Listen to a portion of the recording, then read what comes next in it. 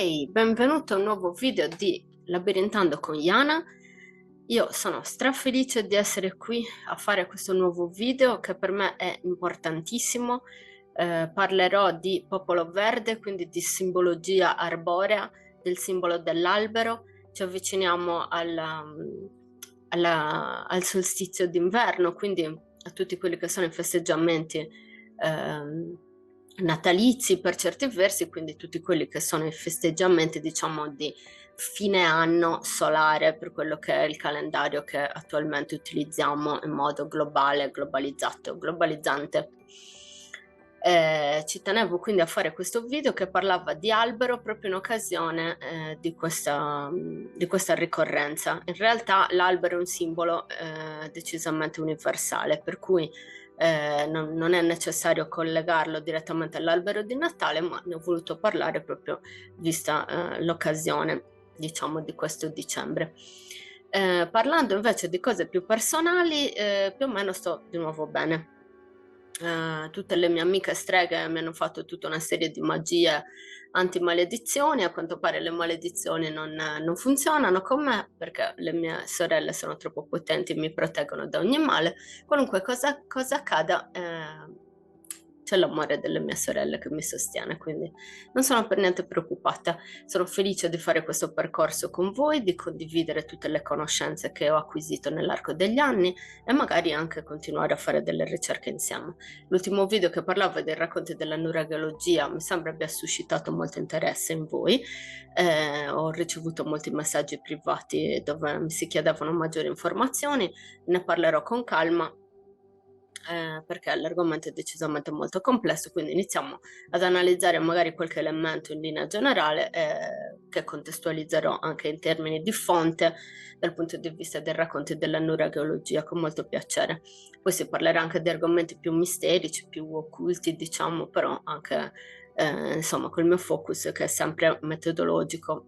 Ci tengo a precisare che utilizzo il focus metodologico sia perché ovviamente da un punto di vista della divulgazione è importante essere chiari e utilizzare diciamo una metodologia più rigorosa in modo che sia facile anche per voi fare riferimento alle fonti a cui io faccio riferimento, ma anche perché è molto difficile districarsi in tutti questi argomenti, per cui se si utilizza uno strumento valido e funzionale è più facile per tutti sia divulgare che diciamo interagire con me nelle ricerche e poter a vostra volta divulgare tutto quello che vi interessa.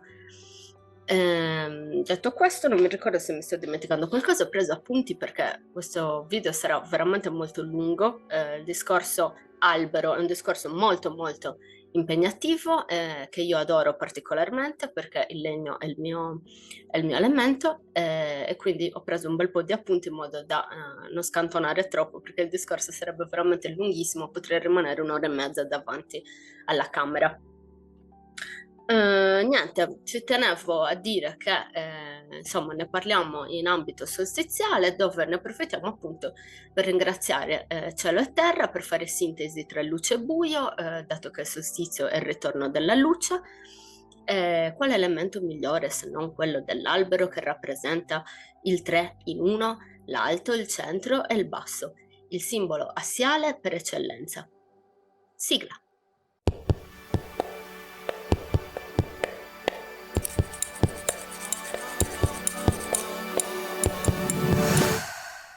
Eccoci a parlare di albero. Ne approfittiamo per parlare di alberi, di popolo verde, quello che io definisco popolo verde, in occasione proprio del fatto che abbiamo recentemente fatto l'albero di Natale. Non so quando nelle vostre culture, nelle vostre tradizioni facciate l'albero di Natale, se fate l'albero di Natale, tendenzialmente ho visto che si fa comunque il giorno dell'Immacolata Concezione. Ho visto anche un po' di polemiche su questo fatto, nel senso perché una tradizione pagana dovrebbe essere fatta il giorno di una ricorrenza totalmente cattolica.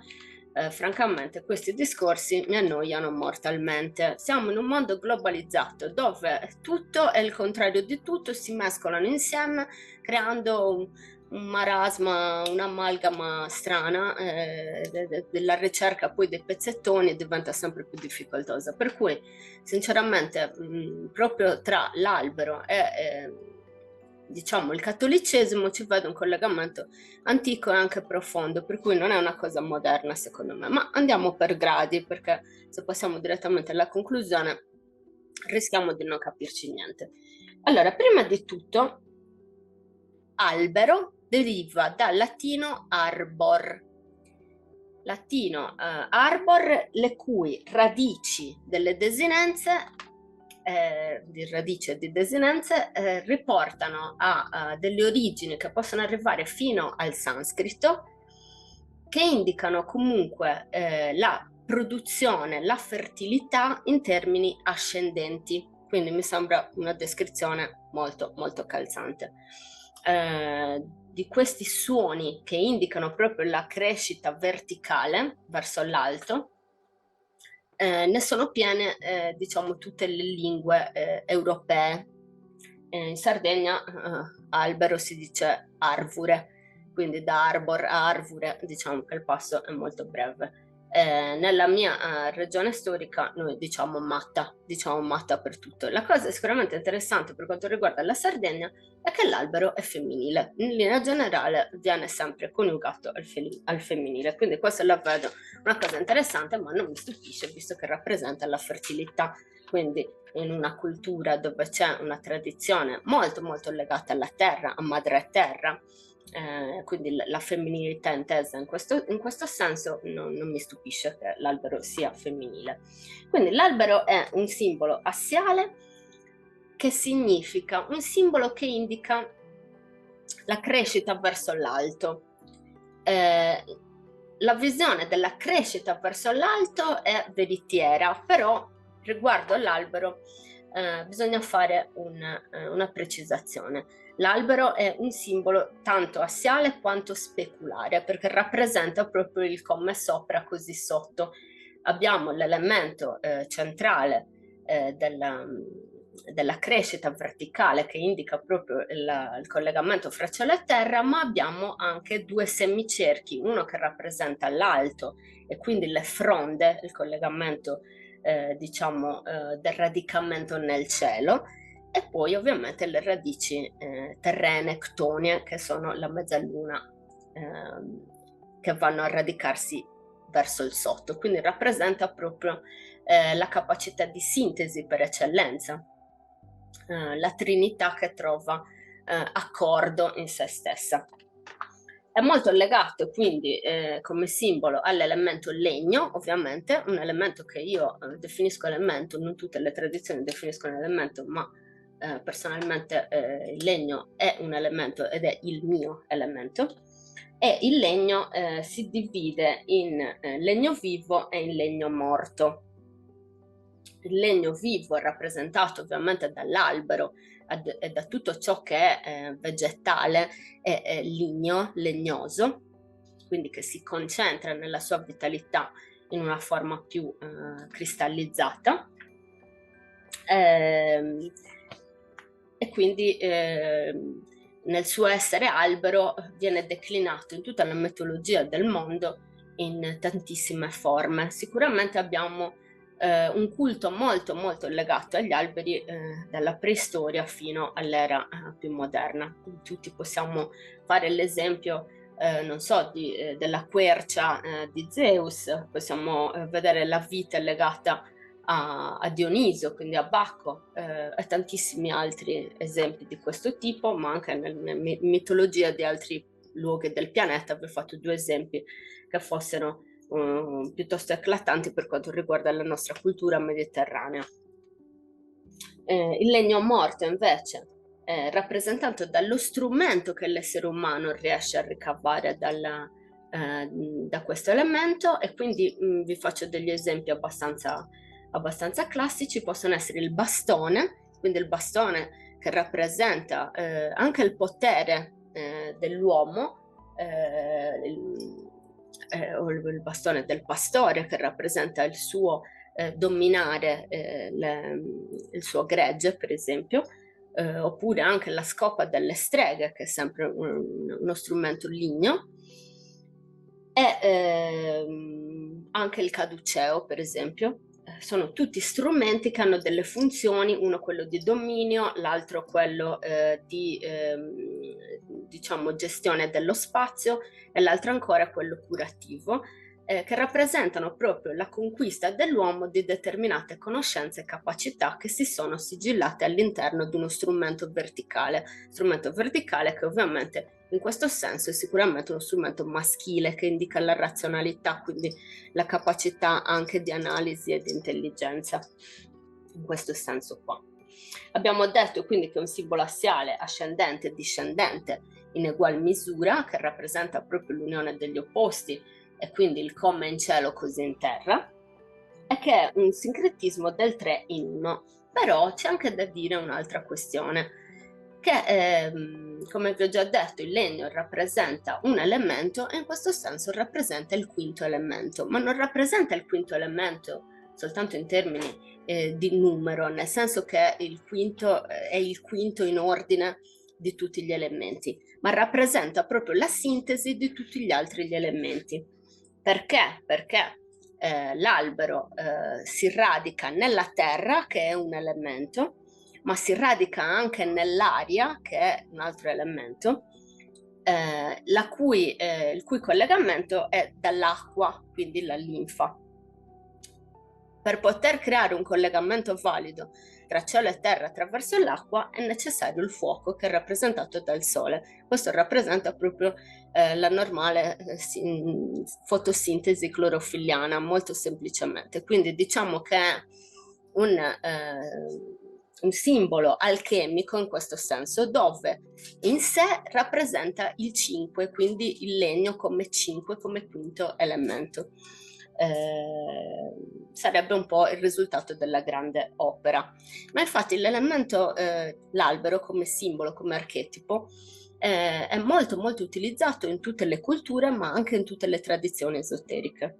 Possiamo vedere infatti l'albero alchemico, dove il tronco e le radici sono semplicemente in linea assiale verso l'alto, e dove ci sono 4 rami che rappresentano le fasi della grande opera, quindi l'albero visto come grande opera.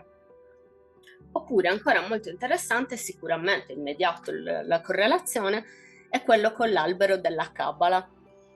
L'albero della Cabala ovviamente è un discorso decisamente più complesso, però è molto interessante che venga definito come albero tra l'altro che ci ricorda in modo anche molto interessante proprio l'albero di Natale con le sue palline, no? Che potrebbero essere le sefira. Ovviamente questo è un paragone azzardato e divertente, ma è una cosa che mi diverte sempre, che tra l'altro mi hanno fatto notare delle persone, in particolar modo una persona, mentre si parlava di questo, proprio dell'elemento albero nella visione, nell'immaginario generale. Per quanto riguarda quello, diciamo, l'albero della Kabbalah, è interessante fare anche un collegamento con la geometria sacra, però dobbiamo fare un piccolo passo indietro. Quindi l'albero di per sé è un simbolo molto identitario, è sicuramente un simbolo anche iniziatico, perché insomma l'abbiamo visto che possiede in sé tutta una serie di elementi talmente sincretici che è possibile utilizzarlo per qualsiasi iniziazione universale. Allora, per quanto riguarda per esempio la Sardegna, mi piacerebbe che a proposito di questo leggeste un articolo che ho pubblicato l'anno scorso che si chiama Legno Vivo nel mio blog yanasagoga.blog, dove proprio analizzo tutto l'elemento legno. In realtà nel blog ci sono analizzati tutti gli elementi con tutte, diciamo, le visioni archetipiche, ma anche un po' di riferimenti, diciamo, al folklore, nello specifico alle tradizioni popolari sarde, o comunque a quello che sono riuscita a recuperare dalle mie ricerche. In questo articolo Legno Vivo parlo proprio nello specifico dell'elemento legno, quindi vi rimando a quell'articolo per maggiori approfondimenti, però ci tenevo a farvi comprendere in linea simbolica quali sono i passaggi che lo rendono identitario per quanto mi riguarda, per quanto riguarda la Sardegna per esempio. Allora, avete visto che il simbolo del mio canale è un labirinto unicursale a 7 cerchi. Questo simbolo è un simbolo molto interessante, interessante presente in una domo dei Janas a Benetutti. È proprio la domo del labirinto, ed è sicuramente una delle domo più misteriose per certi versi. Anche di questo ne ho parlato con Ilaria Montis di Sardegna Sacra su Alternative View, e vi rimando il link a quell'intervista dove ne parliamo in modo abbastanza preciso. Quindi è un simbolo decisamente importante che io ho scelto perché è iniziatico e rappresenta anche i racconti della nurageologia. Cioè nei racconti della nurageologia c'è rappresentato quel simbolo lì, labirinto a 7 cerchi, unicursale a 7 cerchi. Ora io ho fatto un'analisi partendo da questo simbolo che ho studiato veramente da tanti anni. Se lo guardiamo, sicuramente è un simbolo iniziatico perché abbiamo un percorso preciso con degli andamenti precisi. Il labirinto ha un significato molto preciso che indica proprio un percorso interiore, ma anche un percorso all'interno della terra, allo scavare nell'interiorità, alla ricerca di un centro. In questo senso l'albero rappresenta proprio il centro perché rappresenta diciamo la centralità della visione della crescita. Questo simbolo del labirinto, infatti, se lo guardiamo dall'alto in modo astratto, potrebbe essere anche un albero in sezione, cioè il tronco di un albero con i suoi anelli. Io l'ho trovato molto molto interessante questo aspetto. Se andiamo a vedere il simbolo rappresentato all'interno, possiamo estrarci un albero del radicato, ovviamente stilizzato. L'albero del radicato è, diciamo, il simbolo che rappresenta, che ha rappresentato in un momento storico anche specifico l'intera Sardegna. Rappresenta sicuramente in modo universale il giudicato di Arborea in pieno Medioevo, mentre in tutto il mondo conosciuto all'epoca c'era il feudalesimo, con tutta una serie di questioni molto controverse a livelli di potentati e di governi e di gestione delle risorse, delle terre, di varie guerre tra potentati. In Sardegna c'era un tipo, diciamo, di visione istituzionale molto diversa che si chiamava giudicati.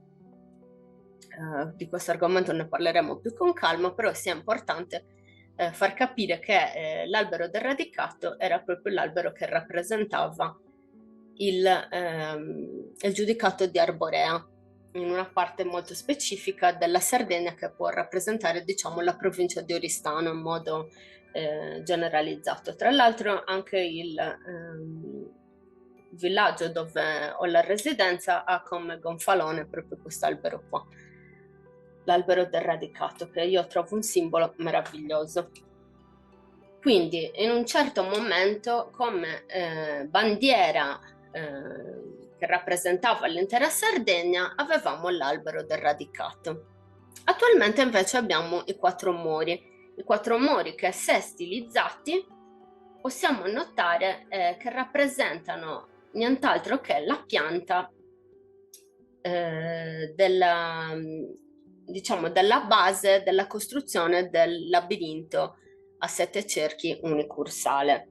Nel frattempo vi faccio vedere tutte le slide in modo che capiate il processo. Quindi siamo passati dal labirinto, che può rappresentare anche un albero tagliato, ad essere estrapolare un albero del radicato, e considerando i 4 muri ritornare al labirinto unicursale. Questo per indicare semplicemente quanto potrebbe essere identitario per tutti i sardi questo tipo di elemento. Un altro elemento che io ho trovato molto molto interessante, sempre in termini di geometria sacra, è il seme della vita. Il seme della vita è molto presente nell'iconografia nell'iconografia dell'artigianato sardo, e lo troviamo soprattutto collegato al legno, all'elemento legno. Ne ho già parlato anche in un'altra live di questo simbolo, e a quanto pare il seme della vita non è altro che la rappresentazione del DNA visto di sezione, un po' come vi dicevo del labirinto e degli alberi. Cioè, l'albero di sezione potrebbe sembrare un labirinto, gli anelli potrebbero sembrare dei labirinti, e così invece il DNA visto di sezione è il seme della vita. Ed è molto interessante vedere che sia molto legato, per esempio, legato nelle cassapanche, nella lavorazione delle cassapanche, legato, istoriato per esempio nell'intraciglio dei boes di Ottana.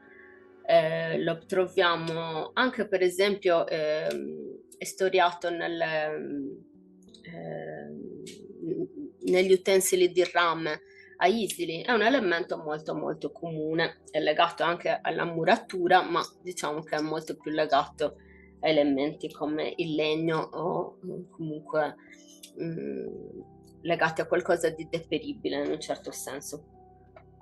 Per quanto riguarda l'albero, nei racconti della nurageologia, nei libri che vi ho mostrato l'altro giorno, l'albero viene sempre menzionato come figura fondamentale della crescita del sardo, perché i bambini dovevano scegliersi un albero con cui fare il comparatico. Il comparatico proprio si crea un legame fondamentale con quest'albero ed è il tuo alter ego verde che ti accompagnerà per tutta la vita e che ti accompagnerà in tutti i tuoi riti di passaggio. Quindi nei vari riti di passaggio, nei quali non entrerò nel merito perché ne parleremo con maggiore attenzione, ma che si scandiscono ovviamente in 3, 7, 13, 17 anni,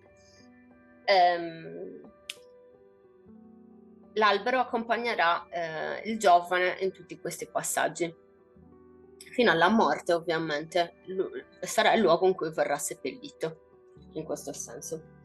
Ho trovato molto interessante questa rappresentazione dei racconti della nurageologia, perché in questi giorni, documentandomi, ma anche facendo un po' di mente locale sull'albero solstiziale, diciamo, avevo letto un saggetto di Claude Lévi-Strauss, antropologo strutturalista, che si chiama Babbo Natale giustiziato. Ha la prefazione di Antonino Buttita, perché infatti l'avevo letto per l'esame di etnostoria dato con il professor Buttita, il figlio.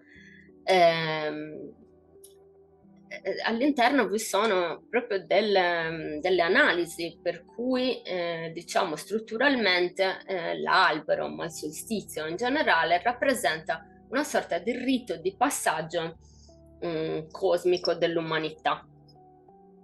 E questo è evidente anche dal fatto che la società poi si divideva in due, cioè gli adulti che avevano una certa capacità e visione della realtà più seria, più ferma e più rigida, a differenza dei giovani che erano ancora al di qua e al di là, e quindi abbiamo visto tutti i riti anche della questua.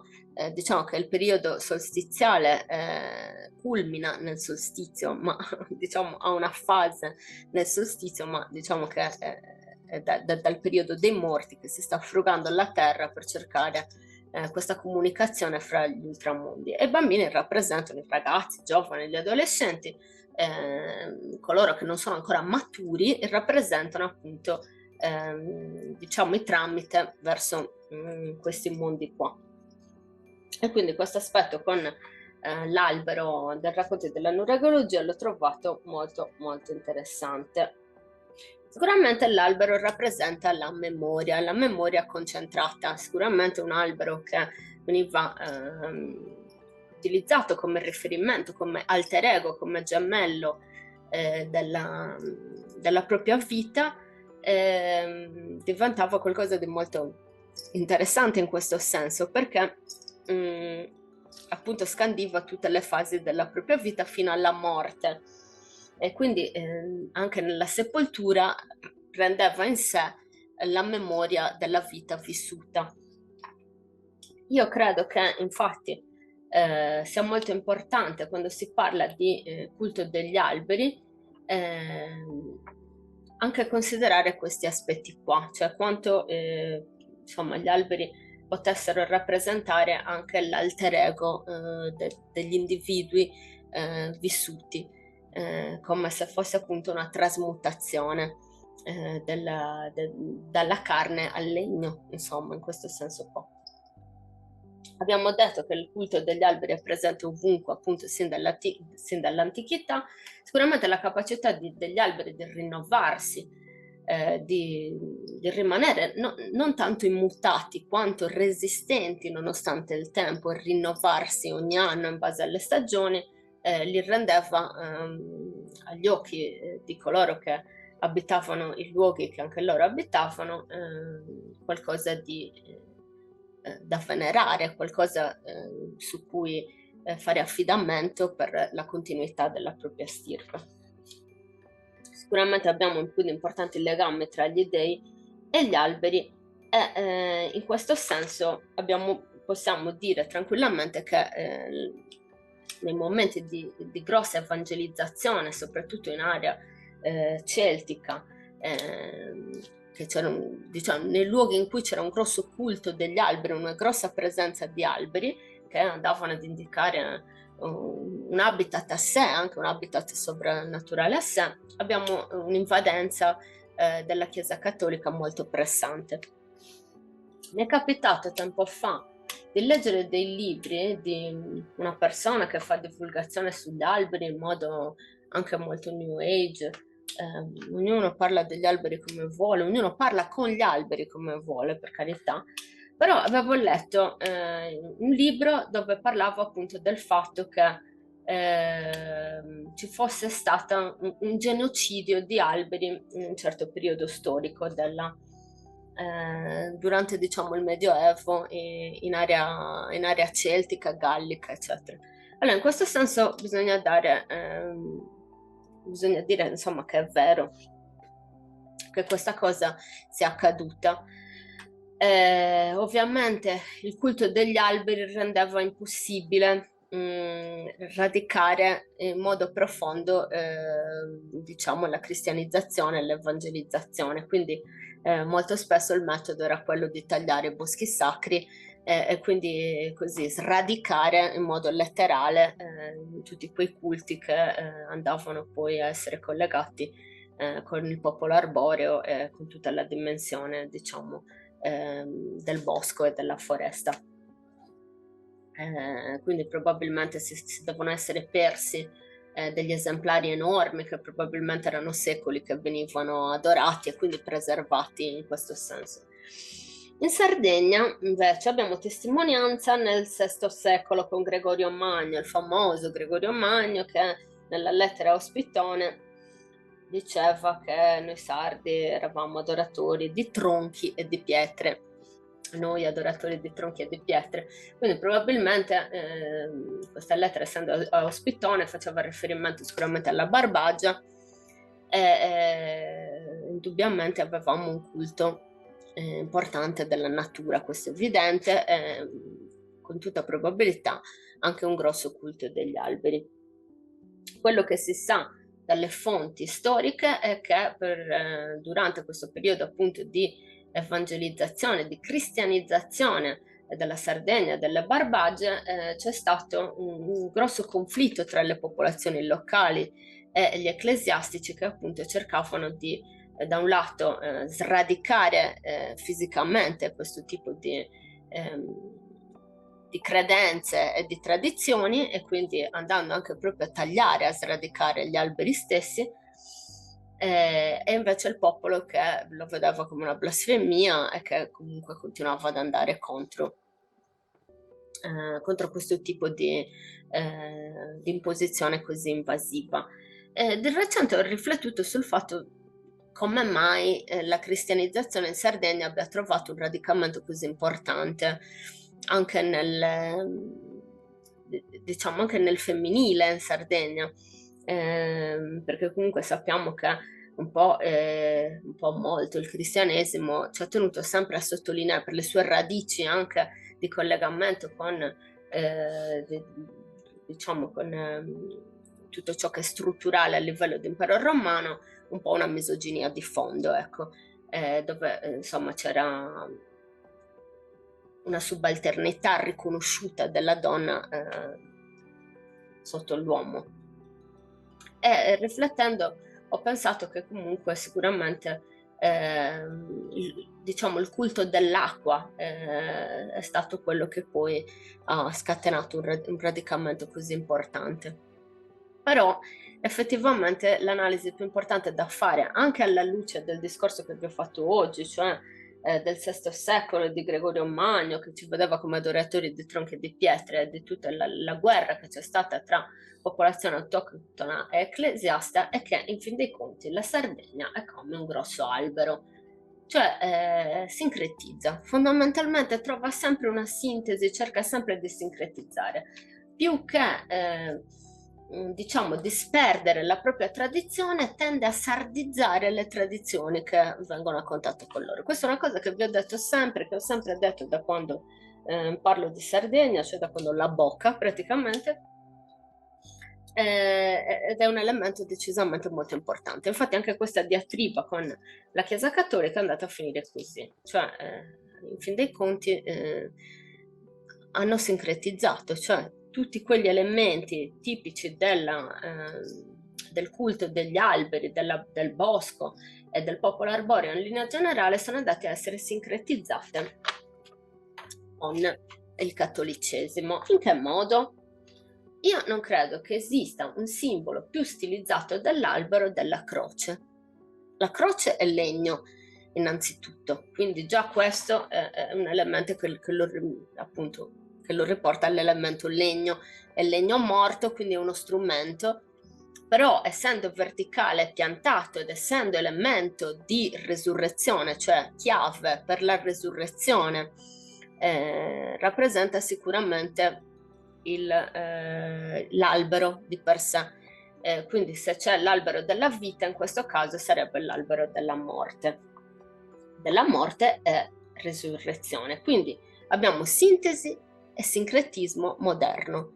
L'albero, visto come albero di Natale, che rappresenta tutto colorato, pieno di luci, con le palline che un po' sembrano le sefira, eccetera, eccetera, diventa sintesi e sincretico di tutto ciò che è ritorno alla luce dopo il buio, e quindi niente di più che la gestazione e quindi il parto, e quindi la nascita di Gesù simbolicamente, la nascita del sole fisicamente. Mentre la croce è sempre un simbolo assiale, quindi di crescita interiore, di raggiungimento di un obiettivo, e essendo di legno che per simpatia si collega, per assimilazione, similarità si collega all'albero, e rappresenta appunto la rinascita, la morte e rinascita.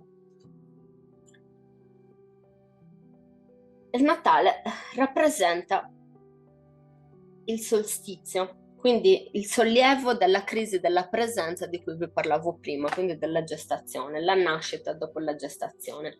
Sappiamo che il Natale ha un collegamento negli antichi riti dei Saturnalia che avevano la caratterizzazione di rovesciare gli elementi sociali. Quindi padrone e servo, tutti diciamo gli opposti, non avevano più senso.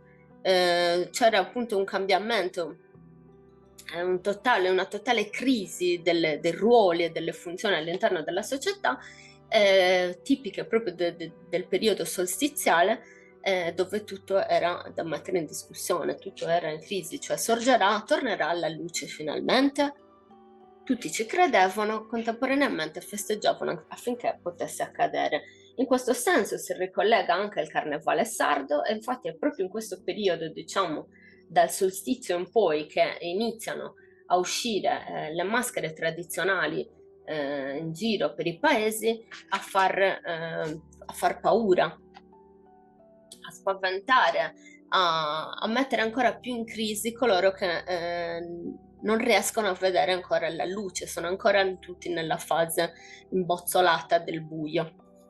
Attualmente tutti escono la notte di Sant'Antonio, quindi il vespro di Sant'Antonio il 16 gennaio, ma in realtà si sa, ci sono attestazioni che dimostrano che il carnevale sardo inizia fin dal solstizio, con tutti gli elementi del festeggiamento della luce, a partire appunto da Santa Lucia del 13 settembre, che rappresenta proprio del 13 dicembre, che rappresenta proprio l'inizio dei festeggiamenti dell'arrivo della luce, il solstizio, il giorno di Natale, fino appunto a dopo Sant'Antonio, per un periodo lungo che poi si ricollega con i rituali della Chiesa Cattolica. Ecco perché fare l'albero è pagano e cristiano allo stesso tempo. Io credo che semplicemente dipenda dallo sguardo dell'osservatore. Lo stesso elemento, quando è universale, può essere utilizzato secondo qualunque punto di vista. Se è vero che Cristo rappresenta un elemento solare di coscienza e di consapevolezza, il paganesimo ha dato semplicemente delle risposte più accurate da un punto di vista ideologico al paganesimo. Ora, io non sono qui a difendere meglio il cristianesimo e meglio il paganesimo, ma uno può essere anche pagano e cristiano contemporaneamente e può essere anche niente contemporaneamente, cioè nel senso che la cosa bella di vivere nel nuovo millennio è che ci si può esprimere nel modo più spontaneo possibile e più radicato possibile. Le tradizioni, come vi ho già spiegato, cambiano e mutano continuamente, però è vero che trovano sempre il modo di legarsi l'uno con l'altro in modo da essere, diciamo, tramandate e trasportate. Il punto di vista che cambia in base all'osservatore si chiama relativismo. Adesso vorrei farvi una breve carrellata di bibliografia. Non faccio il glossario perché non esco, è stato un video molto lungo. Vi voglio dire almeno 3 libri fondamentali per poter comprendere che tipo di ricerca ho fatto oggi.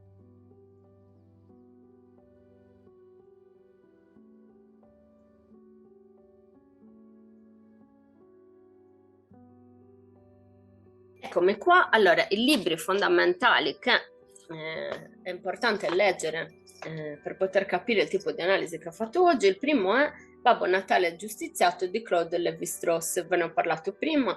Questo è un libro appunto con la prefazione di Antonino Buttitta, dove appunto ci sono analizzate, diciamo, tutti gli elementi del periodo solstiziale in termini strutturalisti, quindi con una visione specifica del metodo antropologico.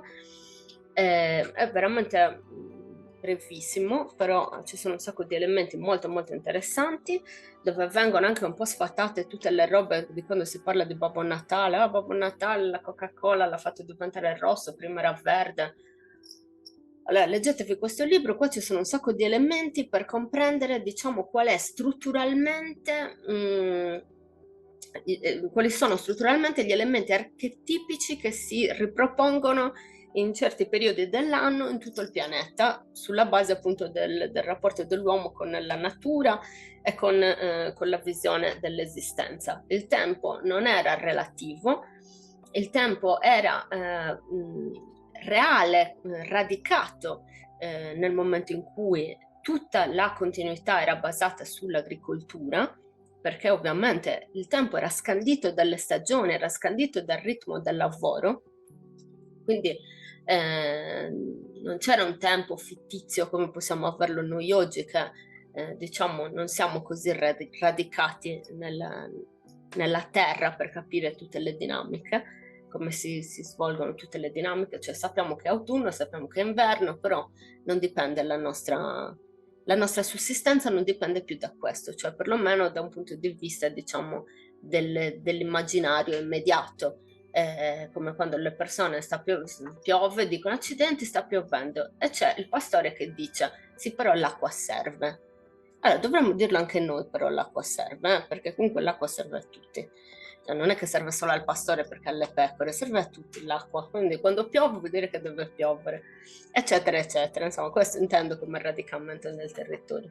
Quindi questo libro secondo me è molto interessante perché vi aiuta insomma a trovare degli elementi interessanti sia sul periodo solstiziale, sulla figura di Babbo Natale, dell'albero di Natale, insomma tutti i collegamenti con lo sciamanesimo e con i Kachina, che sono diciamo i bambini di un popolo specifico e del loro ruolo sovrannaturale.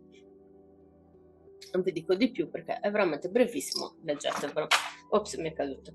Poi, l'altro libro invece è sicuramente Mitologia degli alberi di Jacques Bros.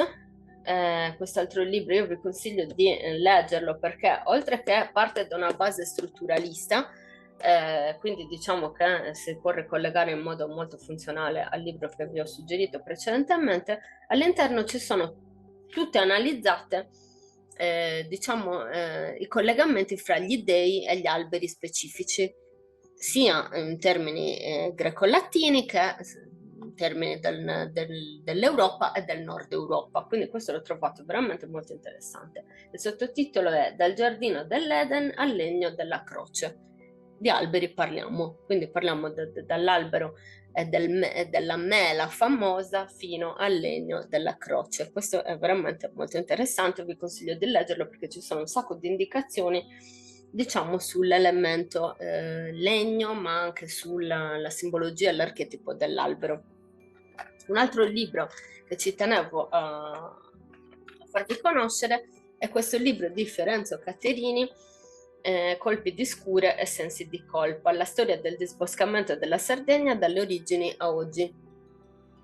In questo libro viene spiegata sì come appunto quali sono state le dinamiche di disboscamento in terra sarda, nello specifico ovviamente avrà una sua unicità, però insomma spiega anche delle dinamiche molto particolari che sono viste sotto uno sguardo antropologico, perché Fiorenzo Caterini era un mio collega all'università e nel frattempo lui è diventato antropologo e ha fatto una ricerca molto ben fatta secondo anche il mio metodo di analisi, quindi io l'ho trovato veramente bello, funzionale, interessante. Ovviamente mi ha fatto piangere lacrimoni perché chiamarsi colpi di scure e sensi di colpa non è affatto fuori luogo, cioè veramente fa un male pensare che avevamo delle foreste meravigliose fino, non lo so, all'800, 700, 800, poi improvvisamente il grosso, diciamo, della deforestazione è stata compiuta proprio dai Savoia, maledetti, che hanno devastato l'isola per la costruzione delle ferrovie inglesi, bellini gli inglesi, simpatici.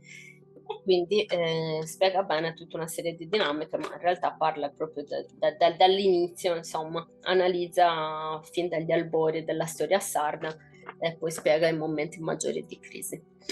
Detto questo, vi saluto perché vi ho tenuto insomma anche troppo, però ovviamente per parlare dell'albero bisognava fare questo tipo di lunghezza, non ho potuto fare a meno, cioè sono un paio di giorni che mi preparo tutto, ma meno di questo non potevo fare.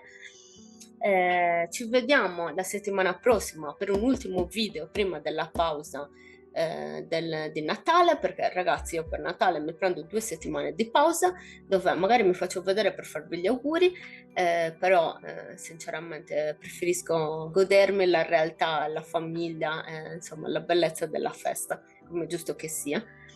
Vi ringrazio per avermi seguito finora, vi ringrazio per seguirmi sempre, siete sempre gentili e simpatici e mi piace un sacco avere a che fare con voi. Grazie mille, in buono, a Zibi!